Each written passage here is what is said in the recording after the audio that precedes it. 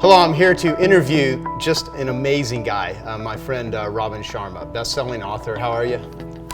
Shake hands, Yeah, good. exactly. I'd hug you right now, but we got this weird table in front of us. I mean, you're a stud. You're awesome. You have this fantastic book, The Leader Who Had No Title, and you just have such incredible insight on leadership. So, but let me first ask you, what time did you wake up this morning? Well, you're sort of suggesting the 5 a.m. club, which Yes. is a great obsession of mine. But when I travel, I try to make sure I get enough rest. Mm-hmm. So I'm on a different time zone. So I was good to myself, and I made sure that I got enough rest so I would be prepared for you. Right. But I did get into the gym as well and ran some of my protocols. But yeah, rest is important when I travel. Well, first off, you have some great videos online, so I'm going to recommend that this, for people that don't know who you are, I hope this is just an introduction to your work, and that people, by watching this, go out and read your books, watch some of the videos, go to your site. I mean, you put out an incredible amount of really awesome content. Thank you. So I want to talk a little bit about your rituals, and then I want to get into some leadership and ask you about that. So what's a typical day for you? I know you travel, there's probably not one typical day, but what are some of the things that you always do that you have found have really been useful? So when I'm in my usual routine and in the pocket, Joe, there's the 5 a.m. club, right? And I run what I call the 20-20-20 formula. I shared it with you, yeah. and many people around the world have found great value from it. And it's pretty simple. I mean, it sort of rolls back to what the Spartan warriors once said, and they said that the person who sweats more in training bleeds less in war. Right. And whether you're an entrepreneur, whether you're an artist, whether you're a baker, whether you're a yoga teacher, whether you're a mom, whether you're a street sweeper, when you walk out in the world, there's a call on your life to bring your best game to the world and release as much talent as possible. Mm-hmm. And a lot of people, what they do is they get up every morning and they sort of run their day by default. Right. And they're chasing the day, and they let life act on them in a very reactive way. And so I think what we want to do is see ourselves as warriors of some sort, where we take from 5 to 6 every morning and we prepare ourselves mentally, physically, emotionally, and spiritually. And so to give a tactic to your many listeners, it's the 20-20-20 formula. First 20 minutes, as soon as you get up, 5 to 5:20, intense exercise. And that's going to do a whole bunch of things. A lot of my work is very science-based. And it's going to create a pharmacy of mastery. So you're going to release dopamine, which is the motivational neurotransmitter. You're going to reduce cortisol in your brain, which is the fear chemical. You're going to release serotonin, which even if you're cranky, you start to feel good. You're going to release BDNF, which scientists are calling miracle grow for the brain, which actually allows your brain cells to repair from stress. I mean, this is exciting to me. Yeah, it is. Right, so that first 20 minutes, you rewire your brain. What else do? You jumpstart your metabolic rate. What else do? You prepare yourself for resilience against stress, and it just goes on and on. Second part of the 20-20-20 formula, you plan. You pull out a journal, you can do an imprint of your day, which is very powerful, or you can look at your big 5 or your plan. That releases hope, it releases focus, right? Because an addiction to distraction is the death of creative production. Totally. Okay? And then the final part of the 20-20 formula, learning. I mean, he or she who learns the most wins. What made Steve Jobs, or an Elon Musk, is they know more than anyone around them. And so I believe that, the more you know, the more you can achieve. Mm-hmm. And there's great value investing as much money as you have into audiobooks or programs like you do at the Genius, the 25K conference and the Genius Network, or whatever it is. But, every quarter I make sure I get out of my office and I go off to a conference. I invest a lot of money in learning and training and coaching, and that's the 20-20-20 formula. Yeah, well, I will say a lot about you. I mean, one thing that I really admire, I don't think I've ever told you this, is that when you first came to one of my events I was doing, I didn't even know who you are initially. I mean, I knew your books, but I really didn't know who you were. And you had no intention of like, oh, I'm a big deal, I'm the smartest guy in the room. And there are so many authors that I know and so many speakers, and you're incredible. I mean, you're one of the best in the world. That really want everyone to know that. I mean, there's like this ego that's driving them, and I've never seen any trace of that with you. And maybe it's been there before, and I'm sure there's certain levels of healthy ego, however you look at it. But you are one of the most coachable people that follows the advice that you demonstrate. I mean, you do, from everything that I've ever seen, you do. I mean, you know, maybe you've got some weird, bizarre habits, I don't know. But what I like about the way you show up is that you're extremely coachable. And even times where I'm like, hey, would you like to come up on stage? You're like, you know, I'm here to actually learn. So where did you make that? Yeah. I mean, I really think it's a cool trait, because I have seen a lot of people that are so used to the world admiring them. You know, they have fame, they've gotten notoriety, and certainly you've had plenty of that. And they literally can't sit and listen to someone else. They quit learning. And some of the people that I read their books in the beginning, that when I meet them later in life, they're actually not as good as they were when they were more hungry, when they weren't just kind of in that game. And I think you're just a student as much as you are a teacher, which I think is what makes you such a great teacher. Well, thank you. I mean, it goes back to my dad, you know, and he was very much about humility. I mean, he's 77 right now, and he gets up every morning and he goes off to his medical practice, and he still sees patients all day. And he said, I said, Dad, why are you still doing that at 77? He said, because my patients need me. Wow. And so I think, you know, one of the core values he was so brilliant in sharing with me is to be an instrument of service. And I think the moment your ego runs your brain, and the ego runs your business, and the ego runs your way of being, then your gifts and your talents and your focus and your capabilities are off the creativity and the talents and the service that will make you great in the world. And I think it gets to a very philosophical point, and if I may. I think it's relevant to any leader, any entrepreneur, any business builder, any game changer. But, you know, I mean, there is such an addiction to the shiny toys that the ego sells us. Okay? And society and the matrix and our peers and the world says, if you get a Ferrari, if you sell 10 million books, if you have lots of money in the bank, if you have, you know, the beautiful partner in the big house, then you're going to wake up every morning and look in the mirror, and you are going to feel full of joy and peace and feel you're fully alive. And, you know, I've had most of those in my life at a pretty exponential level. I've been very blessed. And not one of those things has provided me with enduring, sustainable happiness and fulfillment. And the things that provide me with just deep happiness and deep fulfillment and energize me all come from a position of inner power. And so, you know, at the events you're talking about, I don't derive much power from all the books I've sold or bestseller. I don't care about that stuff. I really don't. I care less about that than ever before. At the end of the day, we are a bunch of people on a little planet in a huge galaxy, and before we know it, we're going to be a bunch of dust. And the great billionaires get buried next to the taxi drivers and the pizza makers, and we are not that big a deal. And I think all that really matters is, while we are alive, you know, do your best to use every day as a vehicle to birth your talents into the world. And secondly, if you do that, you're going to serve the world and raise the world with you. And that all just comes from inner power. I mean, that's just deriving your power from a place within, you know, and that's where you get grace, and that's where you get great creativity. That's where you get boundless energy, because it's not about addicted to what the world thinks of you. Right. Well, so when did all of this shift happen for you? I mean, at what stage in your life? You were in your former life, you were a litigation attorney. Sure. What happened? Were you in some mental pain and you needed to seek out how to figure this out, or were you always like in an inspired state because you had a great father and great upbringing? I mean, what's the course of your path? That's a great question. I did have a great upbringing, but I became a lawyer for all of the wrong reasons. It was that external power. So I thought, I'll be a lawyer, I'll make a lot of money, and that's going to make my life meaningful and wonderful.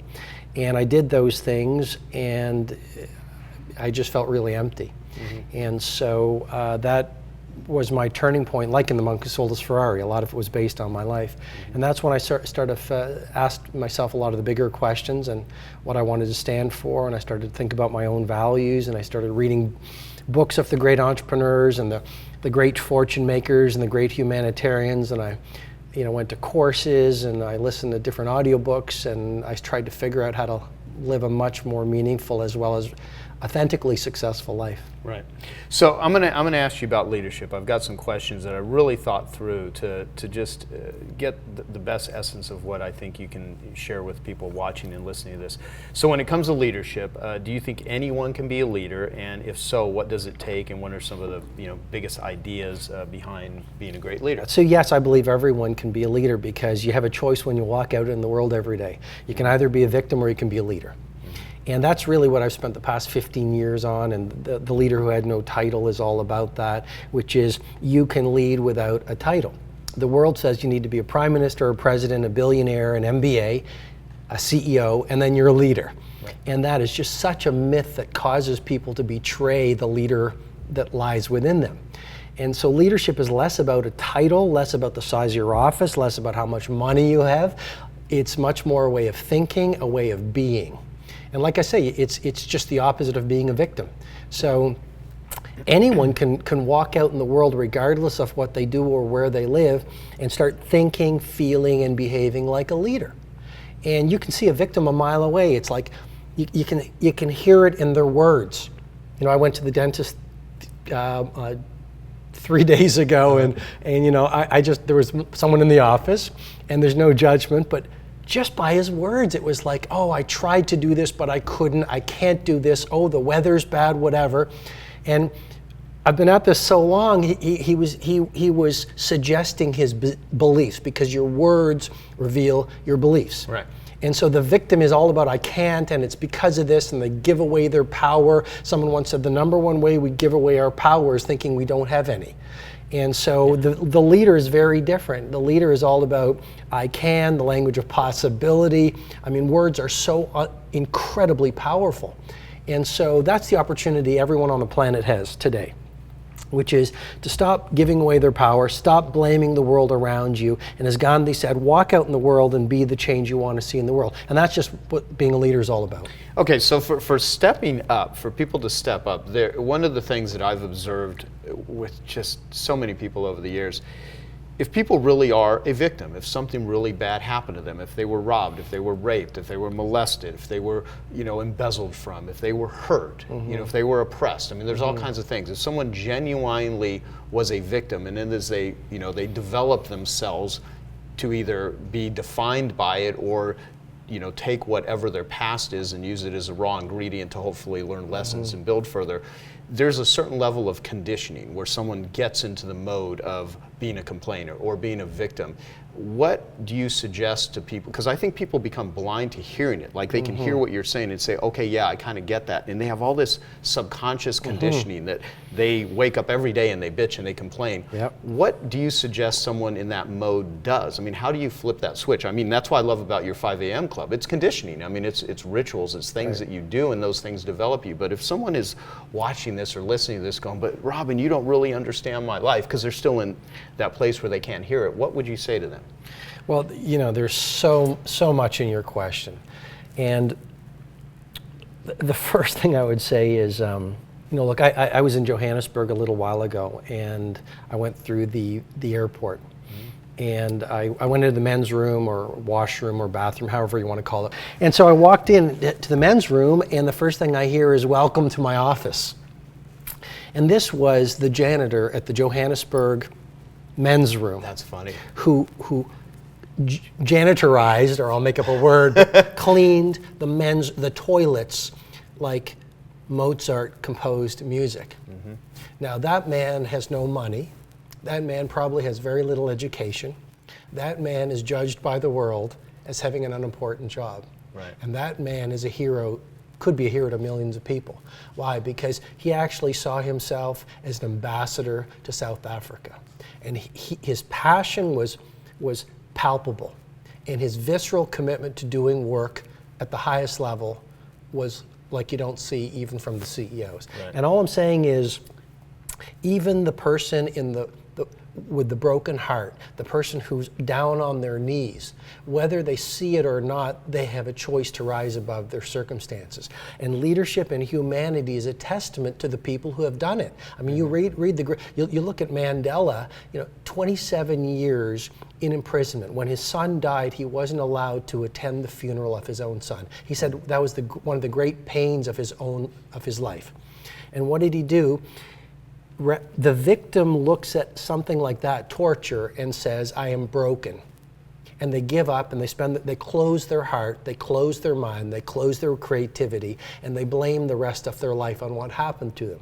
But Mandela, what he chose to do was to use it as an opportunity, because actually, the things that break your heart, if you choose, can open your heart.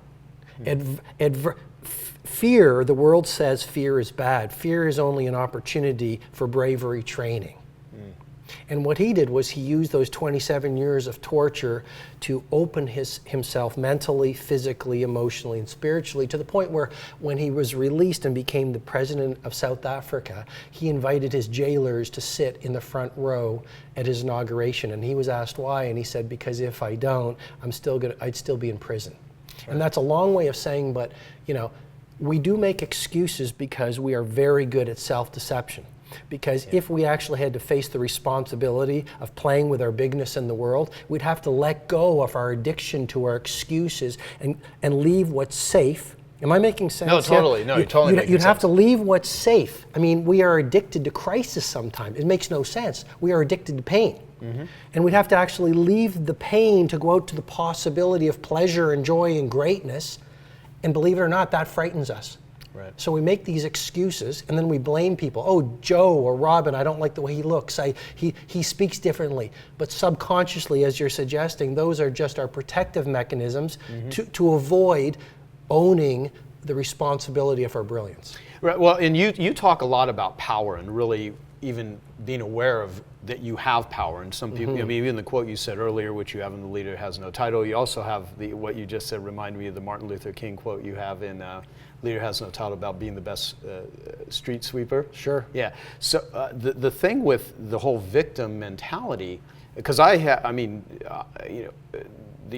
guess the confession I would make is I spent a ton of my life bitching and complaining about stuff that, whatever. It was an excuse for doing anything about it. But in my mind, I convinced myself, well, I didn't have any power. And the problem is, when you're in a state where you're like an adult and you actually can do something, there are children that maybe they can't run away, maybe they can't fight back, maybe they can't ask for help, and they're truly in bad situations. When you become an adult and you can develop critical thinking, if you stay in the victim role, even if it's true, even if you believe I'm really a victim and you can show this, the problem is you get no power out of it. Because in that mode, you don't really do much. And so what is power? How would you define power and accessing it? Well, I think there's two types of power. I think there's external power, which is what most people chase because the world has sold them a bill of goods. Yeah, I'm referring more like to the personal power. Okay, so what is that? It's your essence. I mean, it's truly boundless energy, perfect health, maximum creativity, an unbeatable mindset, and then science is proving all it, like Angela Lee Duckworth's research on grit, Spencer's work on stereotype lift. It just goes on and on. But what's power? It's your ability to take the genius you were born into and unleash it on the world, so that you, on your deathbed, say, I lived my glory.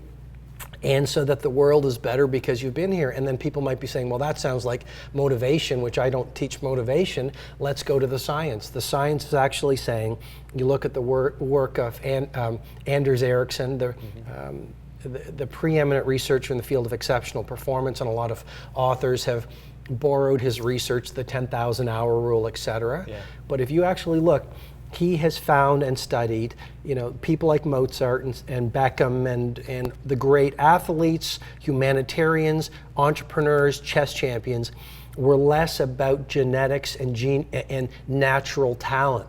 And what makes icons in whatever field of you choose is not your talent. It's things like the amount that you practice, your ability to stay with your practice for the 10,000 hours, your social circle. I mean, what made the great Brazilian footballers great was not that they have some natural thing by living in Brazil. It's every little kid from pretty much the moment he's 3 or 4 years old, right, sees the heroes, and it's the ticket out of poverty. And so all they do is touch the football every single day and night. And by the time they're 11 years old, they've touched the football millions of times, and they are therefore untouchable compared to anyone else around the world. And all I'm saying is, genius is not something you're born with. Genius is something that you apply. You don't get lucky, you make lucky. Success is not something that is, divinely bestowed on you. Success, whether it's prosperity or whatever it is something that you earn by grit, hard work, finding the right people, doing the learning, etc. So yeah, like our friend Dan Sullivan says, he says what a lot of people think of as genius is simply redundancy. Yeah. Yeah, it's just doing things. That's great. So what do you find or see are the commonalities of people who achieve greatness? I mean, you've studied so much. Sure. Just trusting in your vision when the world calls you crazy. So Elon Musk, after PayPal, he made his money. He could have cashed out and lived in the Caribbean. What did he do? He started 2 companies that he admitted in an interview at Stanford Business School had a less than 50% chance of success. SpaceX, with the vision of colonizing Mars over the next 100 years, as you know, and Tesla. Yep. So literally, you've got to, number one, believe in yourself when the world calls you ridiculous, because otherwise you're not leading, you're following. And that applies to not only Elon Musk, but the baker and the taxi driver and the startup entrepreneur and the manager. Number 2, you've got to surround yourself with the right people. I mean, you do become your conversations. If you're the smartest person on your street, maybe it's time to find a new street. If you are the fastest person in your neighborhood, maybe it's time to find a new neighborhood. Right. If you are the most loving person in your social circle, maybe today's the day to find a new social circle. Okay, so find the right people. That's great advice, by the way. Yeah, number 3, the bigger the dream, the more important your team. You just can't do it alone. You can't have an A-level company with C-level performers. Right. A 4th thing, I mean, there's so many things. The 4th thing is you want to get your inner world right, because you can't inspire your team and your customers in the marketplace if your well is empty. Mm-hmm. What else? I wish you would not have to struggle for just recalling content here. Yeah, no. Another thing is you want to commit to mastery.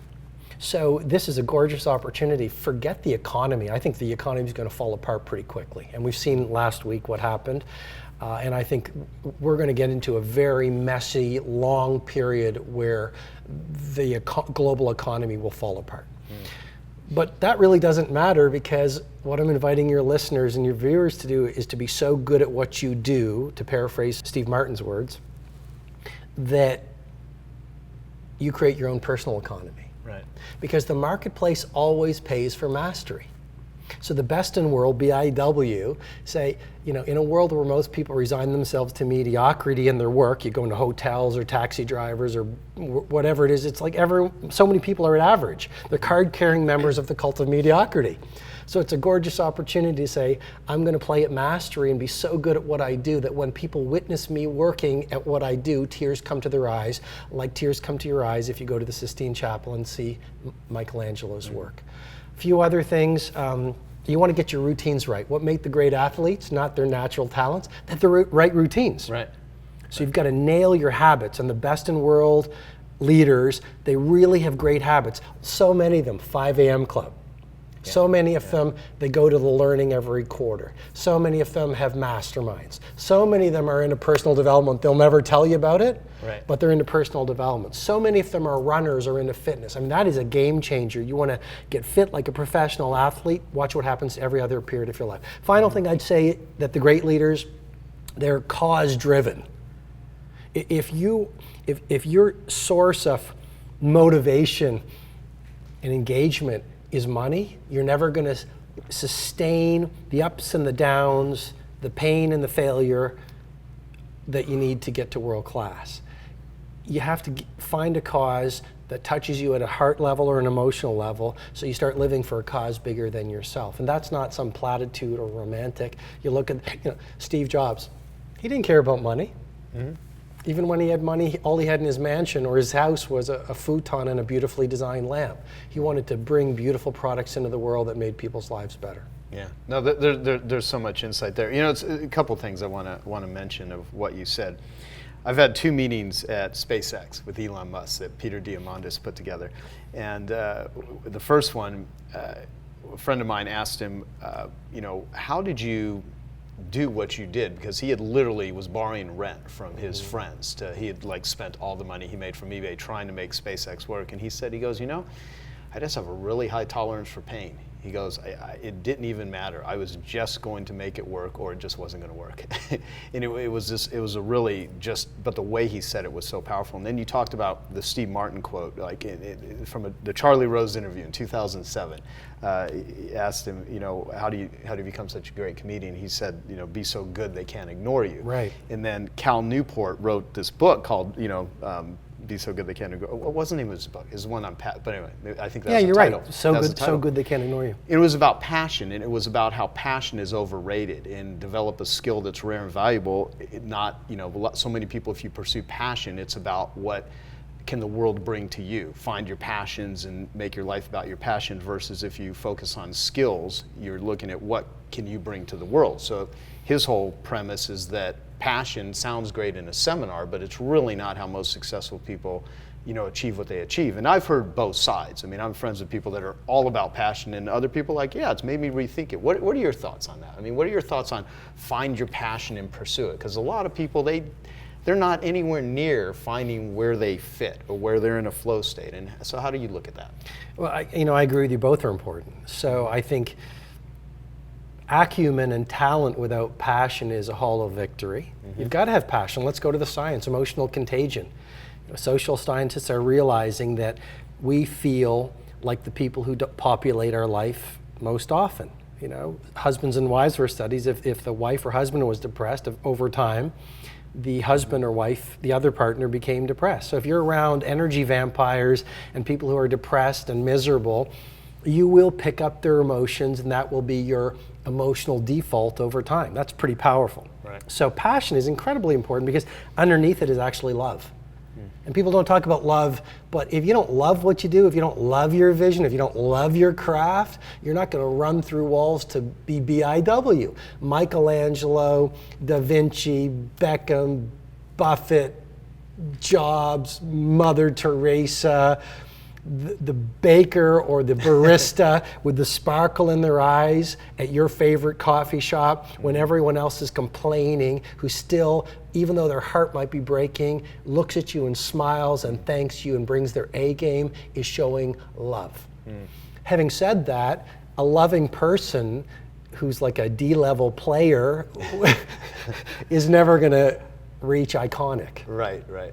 And that's what I mentioned, the opportunity of mastery. I mean, how many people do you know? Well, you know a lot of A players, but just walk out in the world, across the world, and very few people are on a path to mastery. You don't have to be there, and that just goes to belief, because fundamentally your daily behavior reveals your deepest beliefs. And the sad thing is, most people on the planet today have been sold a series of lies that the icons are cut from a different cloth. And because of that self-identity, their daily behavior matches their self-identity, and they're not doing the work required to be masterful in their professional lives and their personal lives, because they say, what would be the point? Right. Which is really sad, because, you know, could you imagine if we got this interview out to kids in the world? People would start to go, oh, genius is less about genetics, it's more about the things I do. What do I do? Let me start doing them. That's great, that's great. Well, how do you think about goal setting, and what's the best way for someone to not only set goals maybe the right way, but achieve them in the most fulfilling way possible? Sure, so vague goals lead to vague results. Ask most people, right? You know, no judgment, but you know, what's your quarterly goal or your annual goal? I don't know. So you want to bring great precision to your goals. I call it the big 5. Ask yourself at the beginning of every year, what are the 5 things that need to happen for this to be the greatest year in the history of my life? And then look at that every single day, you know, and then move it forward every single week. I also have something called the daily 5, which is, you know, a great life is less about doing one brave act on a beautiful Sunday afternoon.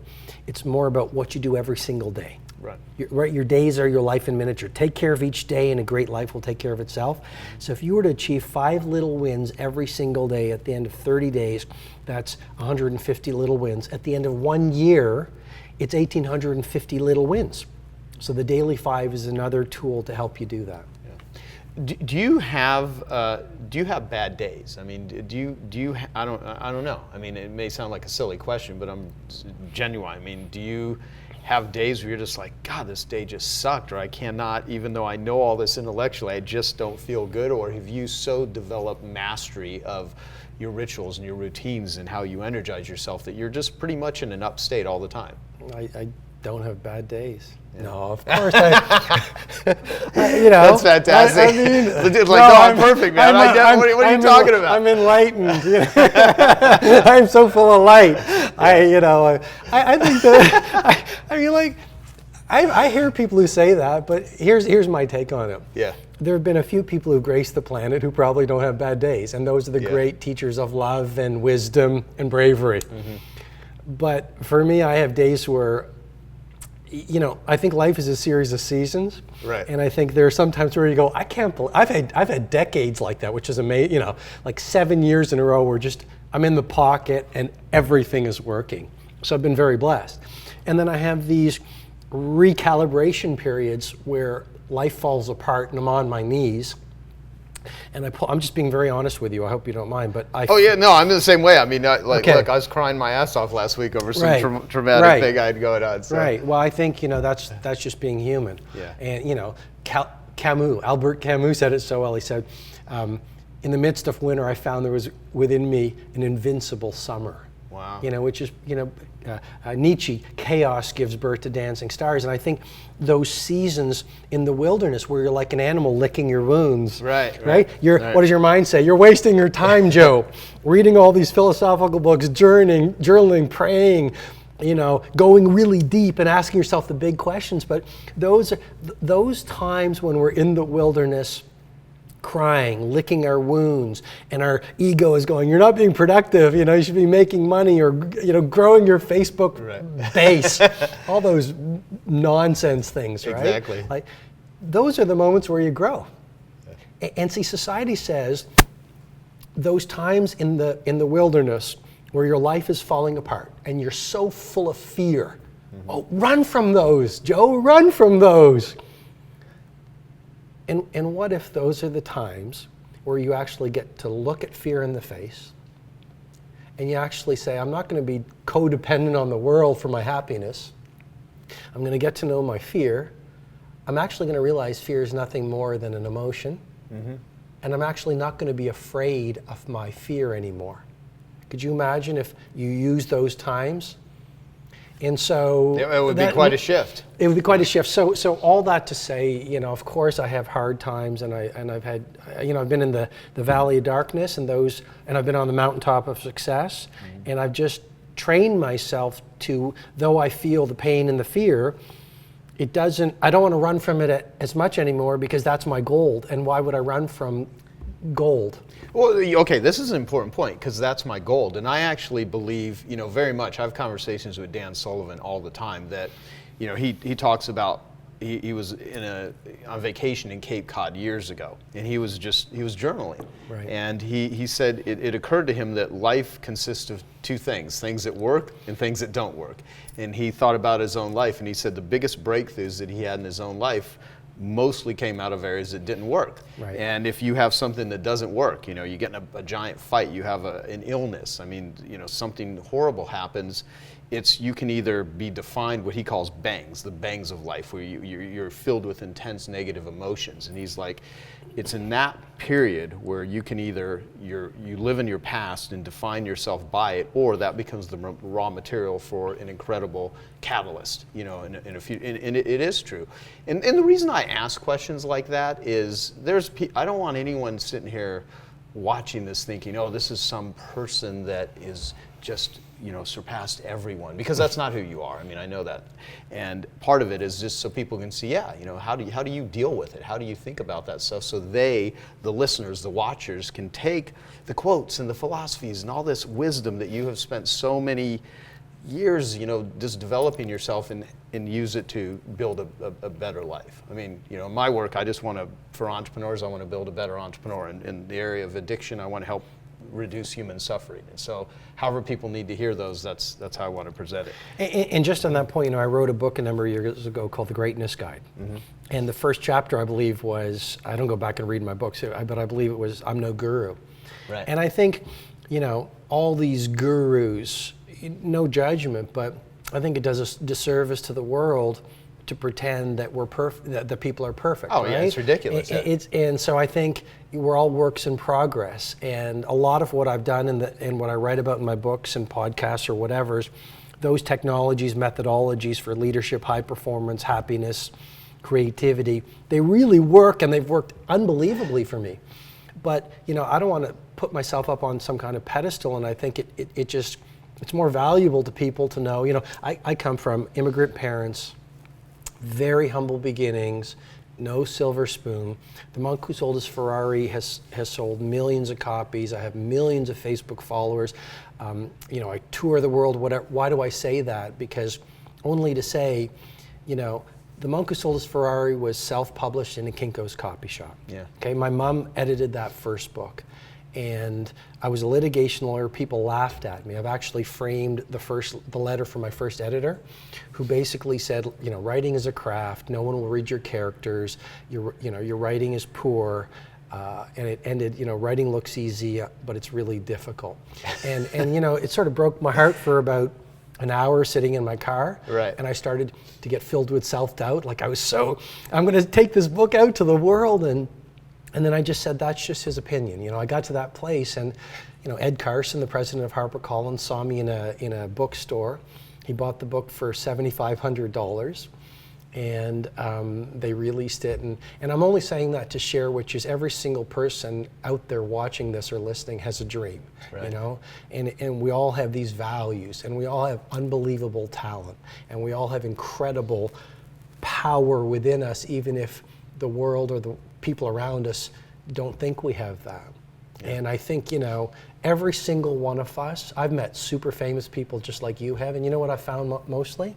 They're frightened little boys and girls, to be very honest Completely. with you. Completely. I just watch their behavior, and it's careful about the heroes, because I've met so many of my heroes, and they were just frightened little kids. Yeah. So, we've got to be careful not to buy into the illusions that the world and good marketing sells people. Right. It's so true. And there are so many people that are well-known, that are famous, that are admired, that are so broken. And I mean, I saw it, by being an addict, which I'm very open about. I talk about that, a lot. I remember joining a high-profile group when I was in early 2000 for addiction. People that couldn't go to 12-step meetings, they couldn't be, they are anonymous. Famous, Academy Award-winning actors and actresses, billionaires, politicians, famous athletes, people that everyone would know, and you see them in a broken state, and that really, in a lot of ways, it was beneficial, because it made how real pain and suffering is at all levels. And so don't ever think that someone is, like a god, because they're just humans. So yeah. Well, that gets to leadership, which is, why is the world in a broken state? Because nations, companies, economies are just run by a bunch of people.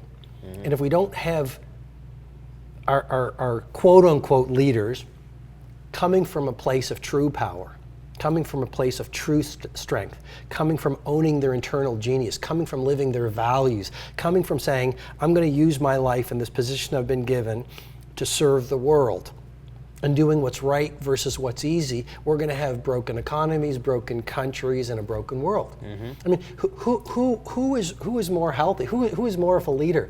The Johannesburg janitor, who is working with love in his heart, who is greeting every single human being who walks in there with grace and honor, who's doing his work like it's the most important job in the world. Who is more healthy and a truer leader? Him, or the person leading a company or a $50 billion company who is actually leading from a place of ego and brokenness, and it's all about filling their bank account, Right. and it's all about ego and appearing on magazines and whatever, versus, creating a culture where people are uplifted, birthing beautiful products out into the world, et cetera, et cetera. Yeah, yeah. So when you think about the super successful people that you've come across in your life, what are some of the most important strategies, models, or ideas that they have or use that other people do not?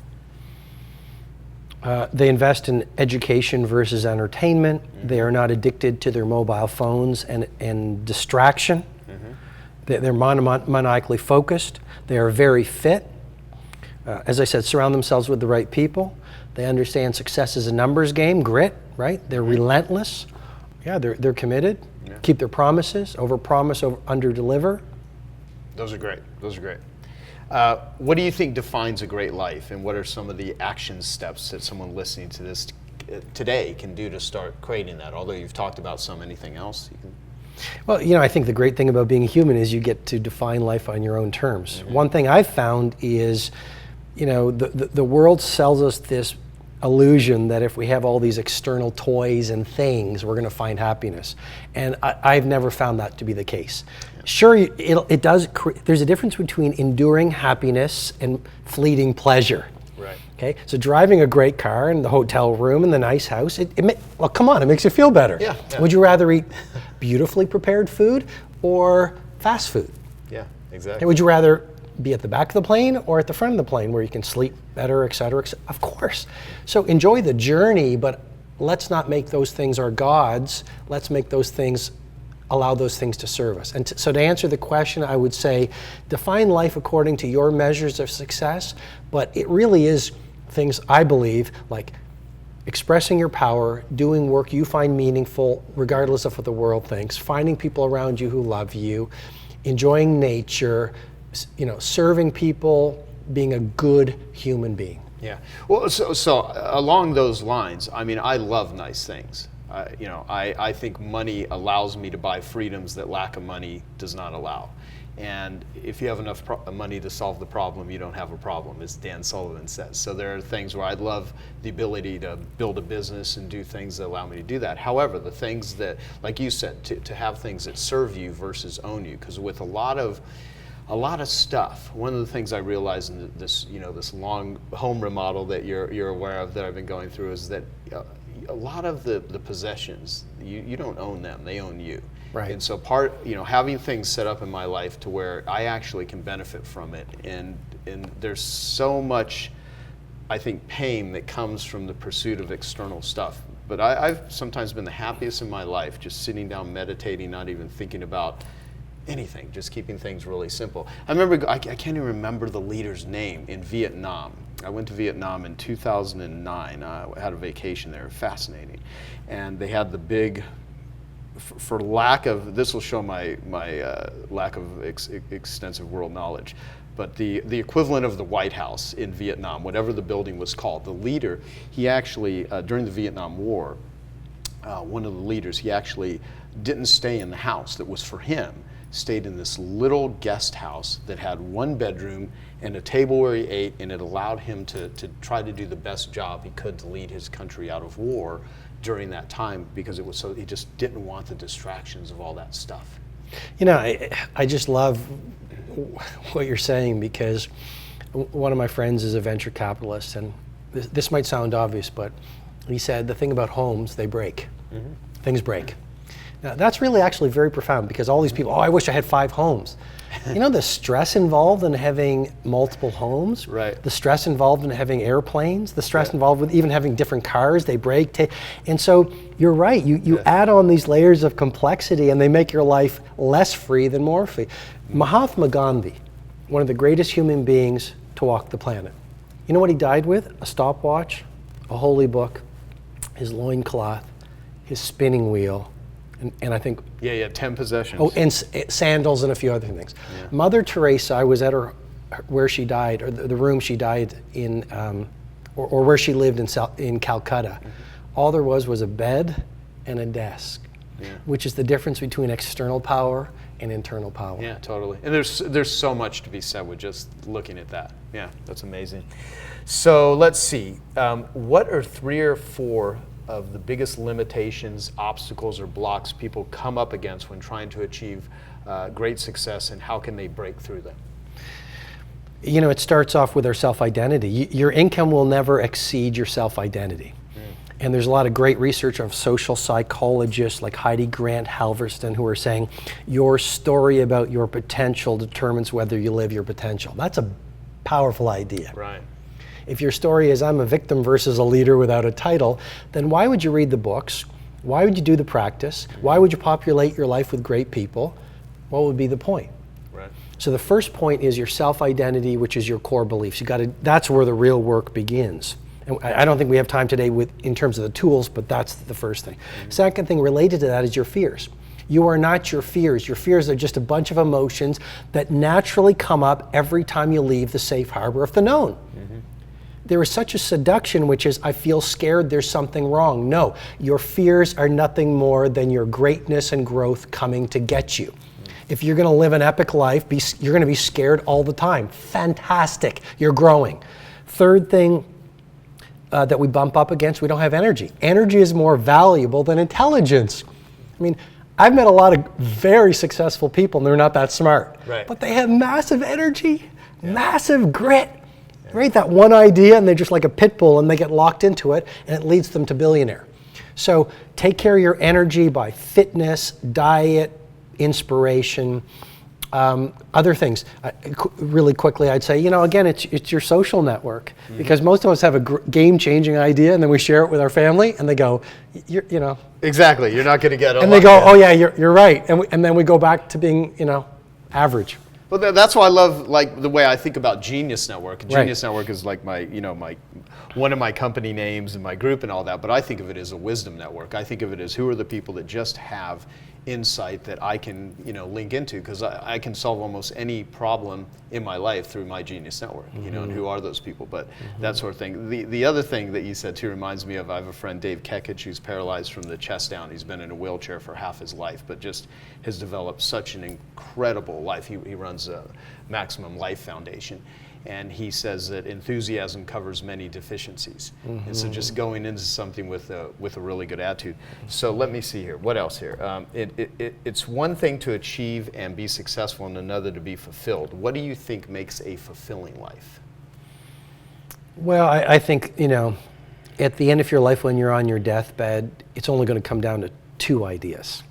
And it's not going to be whether you had the right handbag, title, whether your social network thought you were cool and sexy, your neighborhood, your bank account.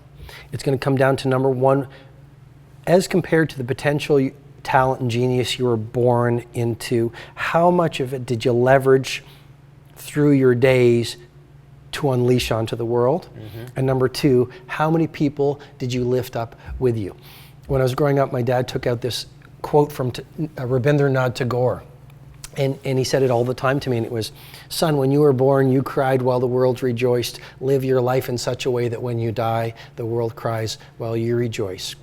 And, that might sound very idealistic, but actually it's an amazing driving force as an entrepreneur or a business builder or game changer, which is ultimately our calling is to use our lives to birth genius level value into the world and lift the world with us by the time we get to the end of our lives. And I think that's really all that matters, because otherwise, think about all the people who thought they were great emperors. You don't even think about them now. Well, so you probably hear continuously how much your ideas and your writings and your speaking has been beneficial and encourages other people. How do you take that in? How do you interpret it when people come up and ask you for an autograph? I mean, to me, it's the weirdest thing in the world, and I'm not a famous guy. It's just when I'll do seminars, people come up and I do my best. Like, I'm not a guru. I mean, you have no idea. I've plenty of personal problems and nothing special, because I want people to actually feel that, hey, you can do so much more than you actually believe you can do. And you're a guy that's a huge encourager. How do you take all of this stuff in? Because you put out, millions of people read your works. The moment you think you're a master is the moment you become a beginner. And, I run an event called the Titan Summit, which we run every year. And there's a model I teach which is called the Titan's Decline. Like I'm not really fascinated by people who get to the top, whether it's the billionaires I work with or who show up at those events, or the pop icons or the great athletes. That's great. What I'm fascinated about is what makes a legend versus a fad. And we haven't talked so much about my business philosophy, but to me, what makes an iconic brand or company that endures the generations versus a company that's really cool for 3 years? Well, what's great, we're talking about it right now. So it's the Titan's decline. And really, I mean, the starting point is the moment you think you know everything, and the moment you fall in love with your success is the beginning of obsolescence. So when people come up to me and they send me this or whatever on the social media, they're saying things, I say thank you, because that shows respect, and I'm humbled and privileged to get to do what I get to do. But when I go home, I'm just dad to my kids.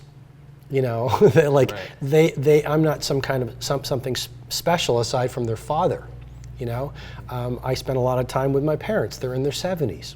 My friends are very wonderful people, but they're not really in the circle that we talk about in the sense of, being at the events we talk about. I spend a lot of time alone, a lot of time praying. I don't share that very often, but, prayer, affirmation, reading the great books of wisdom and philosophy, journaling, walking in nature, trying to keep my feet on the ground.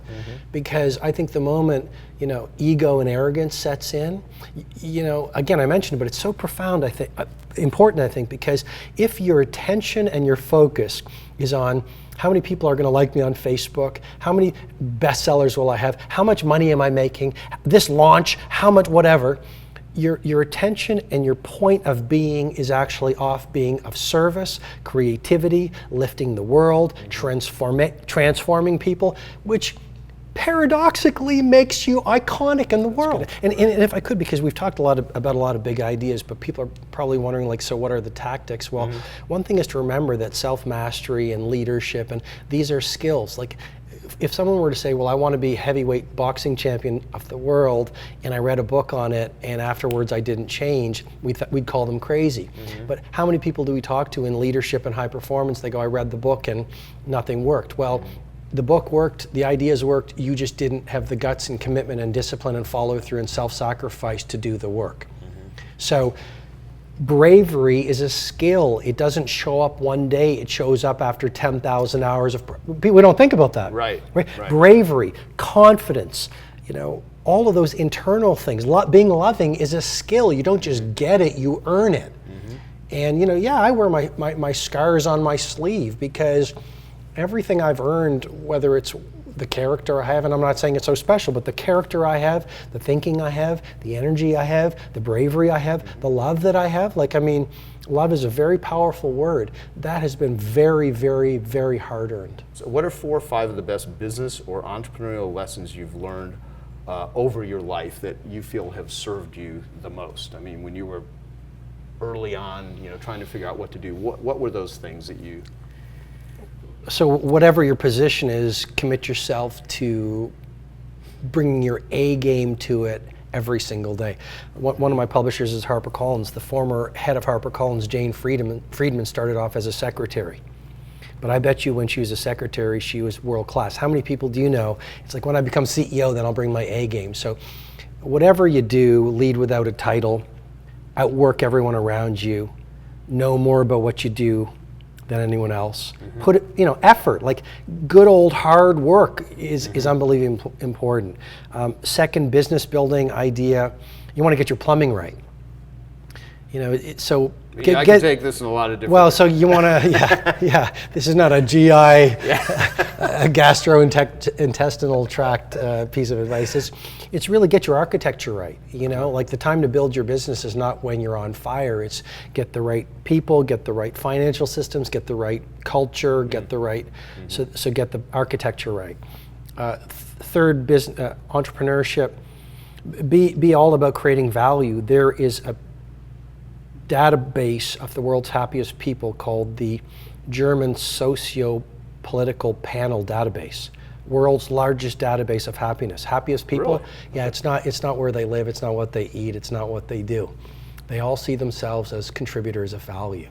Wow. So make it your obsession and your mission to be contributing value. And that just means if you're flipping pizza, you're doing pizzas, like just say, I'm going to create great value for the people out there expecting my pizza. What else? Innovation, right? Like, it's so easy to become complacent, and yet you want to say, on a consistent basis, how can I bring products out in the world or do work that scares me and that people would probably laugh at? And that's probably what you have to do. That's probably what you have to do. That is a great insight right there. I mean, because like earlier about talking about earning things, confidence does not just happen. Like, oh, I'm going to think I'm confident and be confident, because if you act like you're confident but you're scared, you're really kind of arrogant. You're sort of disguising it. But it starts with courage. Courage never feels good, but confidence feels good. But courage is usually what you have to go through when you're scared, when you're in that position. And then if you do it and you master it, then you get to a point where you feel confident, and then then it's a good feeling. But there's the thing with a lot of people, they just don't want to have to feel any pain. They don't want to have to feel any fear, any uncomfortableness, and they don't do shit in their lives in that state. Yeah, pain is the result of potential unexpressed. And why are so many people addicted to their phones? Why are so many people addicted to TV? Why are so many people addicted to chit-chat versus executing around their goals? And all the things we've talked about. They will sell you a story which is, no, I love that TV show. I love my addiction to distraction. But it's unconscious. And I think this is like one of the most important things I wish people would understand, which is most of us actually have a broken heart. We are in such pain, as you're suggesting, of potential betrayed. Why? Because as little kids, we had such connection to love, such connection to talent, such connection to the meaning of life, such connection to our potential. And we could have done amazing things. And then our mothers, fathers, teachers, preachers, et cetera, well-intentioned as the world is, started Matrix, pulling the wool over the veil over our eyes. And we actually became hypnotized into believing that icons are cut from a different cloth. And what that did was it created this well of deep subconscious pain because we saw that self-betrayal. And what do we do now? We keep really busy being busy, always busy, but it's an escape mechanism of a frightened person. And the real work of a leader and an entrepreneur, it's not building the external business. That's all important. We could talk hours on the right team, culture, I teach all that stuff. Right. The real work of leadership and to be an icon, it's all within. To get to a place where you own your power, you own your talent, you figure out your values. You don't care if people laugh at you, because if they don't laugh at you, you're playing too small. And then you go out in the world and you show up the way you can. Yeah, that's good. One thing that's so great about your materials and your training, and there's so much of yours I haven't gone through, but there's a lot that I have, is the whole notion of self-leadership. Because it's really, if you don't get you together, you can read every damn management book on the planet, you can do all this stuff, but if you don't have you together, all that other shit's not going to be together. It's a story that you tell about the map, the kid with right. Tell that story. Well, it's an old Earl Nightingale story from a great old program called Lead the Field. It's my favorite all-time program. Oh, I love Lead the Field. Off the charts. Yeah. So, one night there was a father and a little boy, and the little boy wanted to play with his father and have some fun, and the father was too busy being an adult. And the father was reading the newspaper, and the little kid, come on, Dad, let's have some fun. And the father was too busy reading the newspaper. And to get his son off his back, he got an idea. He noticed there's a picture of the globe in the newspaper. Yeah. So he tore it out and he ripped it up into many tiny pieces, and he handed it to his little son, and he said, here, son, go put this back together, thinking it would take his son quite a while to do it. But children come to us more highly evolved than adults to teach us the lessons we need to learn. And after only a few minutes, the little boy comes back and the globe is perfectly back together. And the father couldn't believe it. He said, son, how did you do that? And the little boy looks up at his dad and he said, Dad, on the other side of the globe, there was a picture of a person. And Dad, once I got the person together, the world was okay. And there's so much science confirming wisdom. But once you get your thinking and your intellectual life together, so that's understanding, then you go out in the world and your behavior reflects the wisdom. The second summit or second inner dimension is your emotional life. Like there might be entrepreneurs listening, well, what does this have to do with building a great business? If you have anger in your heart, if you feel small and powerless deep inside, you're not going to uplift your team and inspire them to unleash their brilliance on the world because you're a scared little kid. Yeah. So that's the emotion. Forgiveness, anger to love, remove the emotional toxicity. Third inner part. Oh, Robin, why, Joe, what's this inner part all about? Your physical dimension. If you don't have any energy, you can't have the stamina to put in the time, or stress knocks you down. So the inner part, I call it the 2 massage protocol, twice a week, a 90-minute massage. We haven't, right? Eat the right food. I'm playing with intermittent fasting. I'm throwing a lot, but but intermittent fasting, right? You want to get more done, eat less food. Make sure you're running the morning workout, et cetera, et cetera. And then finally, and on that inner piece, just because I want to be of service, the best move you can make is hire a coach and get the coach to show up at your house 5 a.m., pay them the money, 5 a.m., 3 times a week. It's a game changer. And then the final inner piece is your spiritual life, which is, there's tons of research, I shared some with you, which is the number one source of happiness is find your cause. But if you are so stuck in your ego and your human beingness that you're not living for a cause that's larger than yourself, then you're not going to be on fire and change the world. Right, right. What is one question I should have asked you that if you answered would deeply impact everyone listening to this? And what would the answer be to that? So what should I have asked you that I didn't? Well, it's that question I get asked a lot, which is how you want to be remembered. And you like Charlie Rose, like he does great interviews. And so ask me how I want to be remembered. Would that be like, what's your legacy? Although What's your legacy? I hate legacy questions. What's your legacy? What do you hope that doing all of this is going to do for your life, your children, and humanity? But I like the legacy because I don't care. Like, if it was 10 years ago, it would be, I hope that people think I was a great author and leadership presenter and whatever. Right now, I don't care because legacy is an ego trap.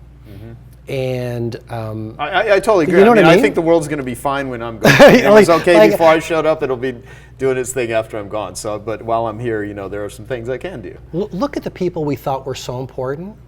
Some have passed away this year, and we heard about them and we read about them for about a week, and then we forget about them. Right. Okay. Now there's a few Shakespeare's, and there's a few Gandhis, and there's a few Mandelas, and there's a few Steve Jobses, and there's a few Edisons and Fords. But at the end of the day, I'm going to be a bunch of dust, and probably no one's going to remember me except for my kids and my loved ones. And personally, who cares? We're just a bunch of dust. Right now, the things that hurt us or make us happy, we're just on a little planet in probably thousands, science is confirming, in thousands of galaxies, And so all I want to do now is, while I can leave people better than I found them, remember that every moment in front of another human being is a moment of truth. You get to actually live your values. I want to do great creative work. I want to use not only my successful times, but my hard times to grow. And I want to contribute value. Yeah. What are the trade-offs? What are the trade-offs for you, and what are the trade-offs for people that are watching this? Like, there's this whole notion of you can have everything. I mean, I kind of get the encouraging side of that, but at the end of the day, there are trade-offs. You're not going to eat fast food. You're not going to sit and watch TV all day. I mean, there's trade-offs. So what are they? One of the trade-offs that I'm learning more and more as my profile rises is, I feel very grateful given how large the social base is. If you look at my Facebook following or Twitter, there's very little negative. Right. But what I'm realizing is one of the trade-offs is you will bring out the haters. And I'm starting to learn, which is that just means you're disrupting the status quo, which is you're doing good. So that's one trade-off. You can pursue your vision, or you can be liked, but you can't do both. Yeah. I think another trade-off is, I don't see it as a trade-off, but you're not going to be sleeping all the time and eating the wrong food and watching Breaking Bad every night, and I love I adore what I do, and I adore the discipline. But you can be a leader, or you can make excuses. You can't do both. Right, exactly. Well, there's a saying, and this applies to more than food, but it's a food thing, where nothing tastes as great as being lean feels. Right. And nothing, you can apply that, exchange different words for, feeling in shape feels, working out. I mean, yesterday I got up at, 5 in the morning and went and hiked Camelback Mountain at 5:30 a.m. and it's just a better day. True. When I do those, and when I don't do it, it's not as good of a day. So, all right, so your books are awesome. There's so much more. Where can people go to get your books, learn more about your organization, get more training from you, because you have put an incredible body of work out into the world, and I'm one of your highest endorsers. Thank you, Joe. Your stuff is awesome, and everyone that is watching this or listening to this, if I can't imagine this would not resonate with you unless you're like not paying any attention whatsoever. Robin's work will greatly impact your life, your family's life. There's probably someone that you know that would be well served to be introduced to this work. Please share this interview with everyone. Where do they get more of you? Well, the starting point would be if they're interested in my books, The Leader Who Had No Title or The Monk Who Sold His Ferrari, and everyone knows where you can get those. We know. This bookstore and and then go to Amazon. I really work very hard on Facebook and Twitter, so just Google me on Facebook, and I put out videos and hopefully very content-rich posts constantly. At robinsharma.com is my blog, which I believe so much in epic content. I spend days crafting a blog post, so read that's all free. YouTube, I think we have probably 150 or 200 carefully crafted YouTube videos on leadership, high performance, positive mindset, becoming an icon. And I think the final thing I'd mention would be, it's not for everyone, but every year we do the Titan Summit. I'm just so proud of it. My team and I, last year we had Richard Branson in the room with us. This year we'll have, it's not announced yet, but we'll have one of the legends of the NBA in the room with us. And it's really 4 days every December. Titansummit.com, you can get information. And it's themed. The first day is high performance and epic productivity. The second day is living to 100. Third day is how do you grow a world-class company. And the final day is how do you become a world builder. And I actually build a faculty. We usually have 5 to 10 faculty members. These are global experts. And anyone who's interested can find that. That's awesome. And I guess for all the men out there, they could probably shave their heads like us. And if they're trying to figure out where they can fit in time to listen to maybe like one of your books on audio or something while they're shaving their head, that would be a good idea. I think that gives immense personal power to someone to just not have hair. It's true, and it feels good too. Yes, it does. It does. Any famous last words? I just want to thank you for the generosity you've given to me over this however long. Your incredible preparation. I've done a lot of interviews, your focus, and the backstory, I was going, maybe we should make this a 30-minute interview, right? And what you brought out came from my mind and my heart because of your preparation, and plus how fun it's been being here with you. So I just want to sincerely thank you. It's been awesome. Thank you. And you're awesome, man. Oh, thank Love you. it. Thank Love you. it. So Thank you, I appreciate it. So please give, wherever this video or audio is posted, please share your comments. And again, really appreciate you taking the time to listen to this, but put it into action and share it with the world and encourage others today, and let us know what you get out of it. So thank you.